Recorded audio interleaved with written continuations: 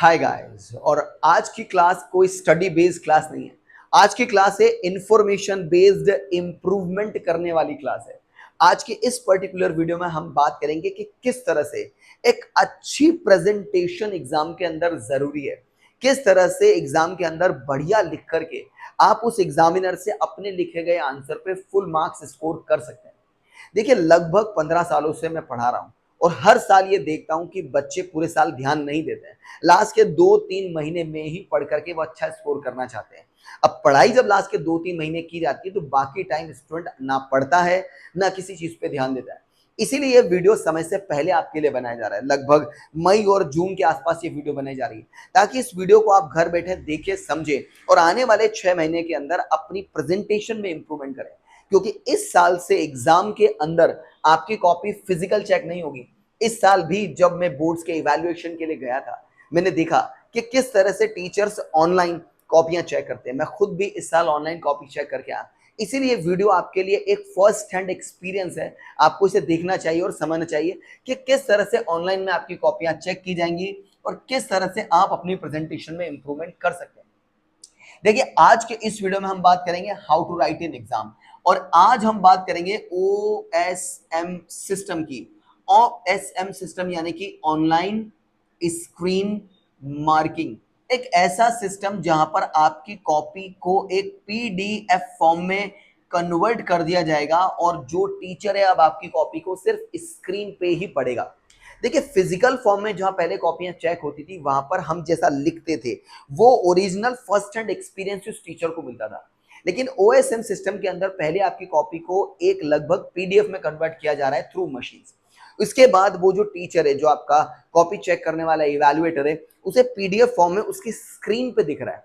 अब सबसे इंपॉर्टेंट बात आप स्टूडेंट्स के लिए, क्योंकि एग्जाम आप देने वाले हैं, इसलिए आपको ये समझना जरूरी है कि उस टीचर की स्क्रीन पे आपकी कॉपी का कितना हिस्सा दिखने वाला है, कौन सा वो पोर्शन आपकी कॉपी का दिखने वाला है जिसको आप इंप्रूवमेंट करें तो मार्क्स आपके ज्यादा आने चाहिए।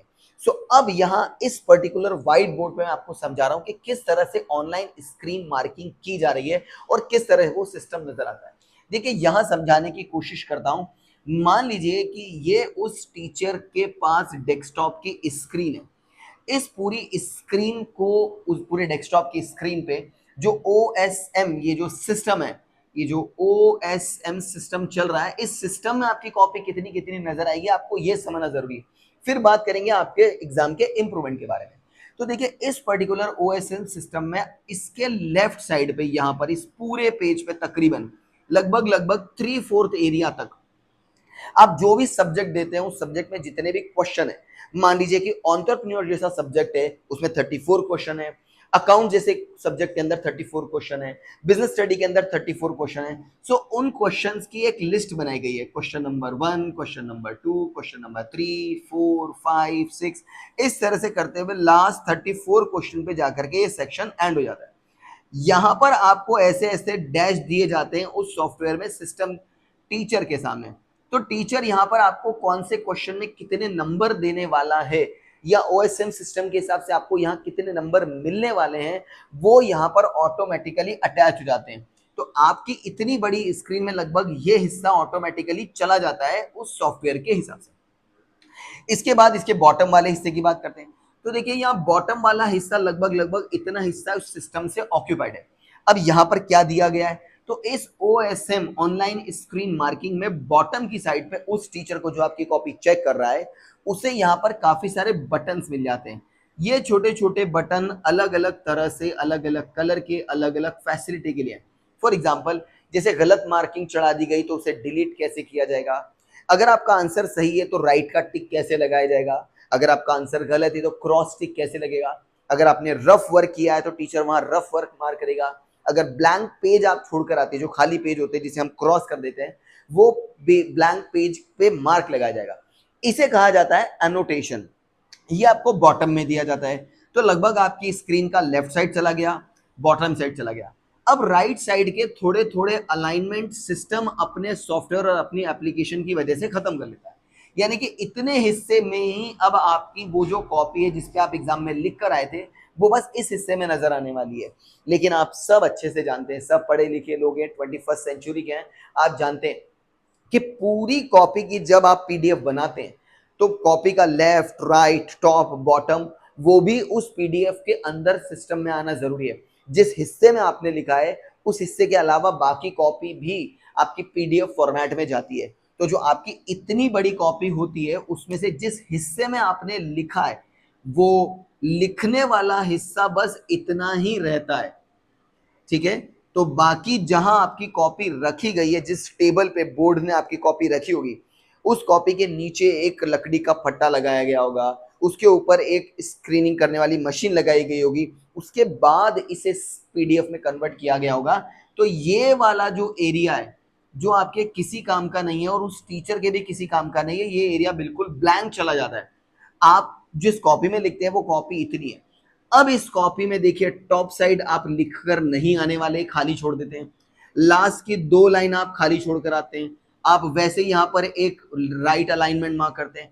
लेफ्ट अलाइनमेंट ऑलरेडी मार्क्ड होता है जिसपे आप अपनी तरफ से question number 1, question number 2, question number 3, question number 4 लिख कर आते हैं। अब आपकी जो कॉपी है जिसपे आप लिखने वाले थे वो बस इतने से हिस्से में आती है।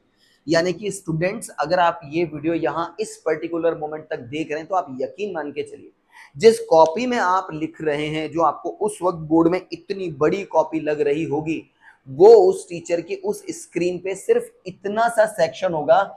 इतने बड़े डेस्कटॉप के व्यू पे आपकी कॉपी इतनी ही उसे नजर आ रही होगी, बाकी सारा सिस्टम में चला जाता है।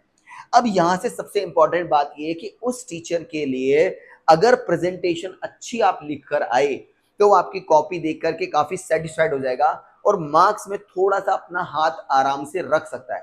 लेकिन अगर आपकी कॉपी में प्रेजेंटेशन अच्छी नहीं है, राइटिंग अच्छी नहीं है, ओवर राइटिंग है, मिसमैनेज्ड है, सेंटेंस अच्छे नहीं है, ग्रामर की मिस्टेक्स हैं, ये काफी सारी प्रॉब्लम जो प्रेजेंटेशन बेस्ड प्रॉब्लम है, उन प्रॉब्लम में अगर आपने लिखा तो उस टीचर का हाथ आपके लिए थोड़ा अच्छा नहीं, थोड़ा ज्यादा मार्क्स के लेकर के स्ट्रिक्ट चेकिंग वाला चलेगा। और ना आपके स्कूल को, ना आपको, ना मुझे, किसी को ये नहीं पता है कि आपकी कॉपी कहाँ इंडिया में जाके चेक होगी। इसीलिए आपको ये मेक श्योर करना है कि आपकी प्रेजेंटेशन अच्छी हो। देखिए, इस पर्टिकुलर डेडिकेटेड वीडियो में मेरा काम सिर्फ ये समझाना है कि अगर आप as a student class 12th या 11th के स्टूडेंट है, आपको अपनी कॉपी में प्रेजेंटेशन अच्छा करके आना है। प्रेजेंटेशन अच्छा होगा तो टीचर इतने कम स्क्रीन व्यू के अंदर भी आपकी कॉपी को ठीक से देख पाएगा और ठीक से समझ पाएगा। अब आगे बात करते हैं, क्योंकि आप अगर पढ़ते लास्ट के 2-3 महीने हैं तो लास्ट के 2-3 महीने पढ़ते हुए भी आप कंटेंट को डेवलप करना सीख जाएंगे। और अगर आप अपने कंटेंट को डेवलप करना सीखना चाहते हैं, अच्छे सेंटेंस लिख करके अच्छा स्कोर करना चाहते हैं, आपको इस चैनल को सब्सक्राइब जरूर करना चाहिए, क्योंकि यहाँ पर हम real case study based plus अच्छे कंटेंट के साथ वीडियो बनाना शुरू कर चुके हैं। अब बात करते हैं एग्जाम में अच्छा स्कोर लाने के लिए प्रेजेंटेशन के 2 क्राइटेरिया। एक होता है एमसीक्यू बेस्ड पेपर और एक होता है सब्जेक्टिव बेस्ड पेपर। अब बात करते हैं एमसीक्यू बेस्ड पेपर में इस ऑनलाइन स्क्रीन मार्किंग में आपको लिखकर कैसे आना चाहिए। क्योंकि मेरे पास स्क्रीन कम है, इसीलिए इस वीडियो में पहले हम इसे हटा देते हैं, उसके बाद फिर आपको समझाते हैं कि एमसीक्यू कैसे लिखना चाहिए।